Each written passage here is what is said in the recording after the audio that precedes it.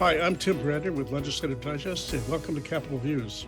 And welcome today to Representative C.J. McCormick from Bethel, newly elected to the House District 38. Welcome and thanks for joining us today, C.J. Thank you very much, Tim. It's a great privilege and I'm very enthusiastic to be here with you today. Well, thanks much. Maybe we could start by telling us just a bit about yourself. And have you always lived in the district? Yeah, Uh, so I was born in 1997 in Bethel, and I've lived there my whole life. I grew up in the same household my whole life, and uh, at most I went to school in Hawaii for 2 years, and that was the longest I ever really stayed away from home. So all 25 years of my life, I've lived in Bethel. and what have you done professionally? Have you So I think that my longest occupation was just working in communications at the Healthcare Corporation in Bethel at YKHC. So aside from uh, that, I haven't really done too much else professionally other than just working a number of different jobs to really just make ends meet. that's a good way to sort of get to know the district. Is your family there? Your parents are still there, and Yeah, so my parents have been in Bethel since the '90s, and they still live there now. They're still working. My mom's an optometrist, and my dad runs a local snowmobile ski-doo shop, and he also sells outboard motors and repairs them as well. So yeah, we're oh, pretty rooted in the area.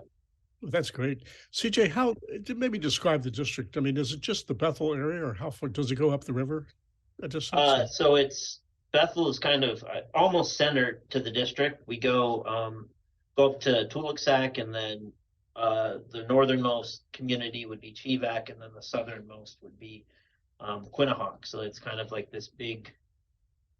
Uh, uh, I don't know how you would describe it, kind of misshaped triangle, if you will. And then, of course, I should also mention there's McCormick, which is out on the island. So, but Bethel's kind of in the middle, not really. Yeah, and maybe you could just touch on what issues your constituents are concerned about. Um, Obviously, anybody in rural Alaska is concerned about things like education and healthcare, but are there any specific things this year you're concerned with? Well, I think an ongoing issue for a very long time has been the fishing crisis, the lack of ability for people to be able to subsistence fish as much as we've been able to in the past. I think that's a critical issue for people in terms of, this is a part of who we are as a people and our identity, but I think also just a matter of self-reliance and being able to take care of yourself. So many people rely on subsistence fishing to fill their freezers, to make it through the year. Because as I'm sure many people are aware, groceries are incredibly high in price in rural Alaska, but also, we don't really have the amenities that other places have to get food. And so I think, you hit the nail on the head. Healthcare and education are big issues, but I think that's one that really a lot of us in Bush, Alaska feel is just the lack of subsistence fishing opportunities anymore. CJ, what is the situation this year going into this summer? Is any fishing going to be allowed? I believe so, but very limited, very limited. That's tough circumstances. Well, meanwhile, Absolutely. prices are really high out there. I mean, what does a gallon of gas cost in Bethel? Upwards to $5, if not more than that. I don't really recall off the top of my head, but I can tell you somewhere around $5, if not more, is pretty standard. And it would be much more out in the villages. Absolutely. Yeah, I always kind of think about things through a Bethel lens, but always have to remind myself that, if it's bad in Bethel, it's even more expensive elsewhere. Well, what does the job situation look like out in Bethel, the economy? So I would say the primary employers are really healthcare and education. Those are kind of the big ones. I know there's some construction projects as well, but those kind of come and go. And so yeah, that's kind of the situation there. Well, this year will be a down year for construction, except for the federal government. Well, it should have a number of things going on. And hopefully, education and healthcare will both remain fairly stable. But the fishing situation is disturbing for everybody. Any sense of what some of the causes are and what might be done about it? Yeah, well, I think it's a multifaceted issue. I think some people have a proclivity to kind of say, well, it's one thing or another. I think climate change is definitely a big factor and rising sea temperatures, but I think in uh congruence with that is also, I think bycatch is an incredibly uh destructive problem with that.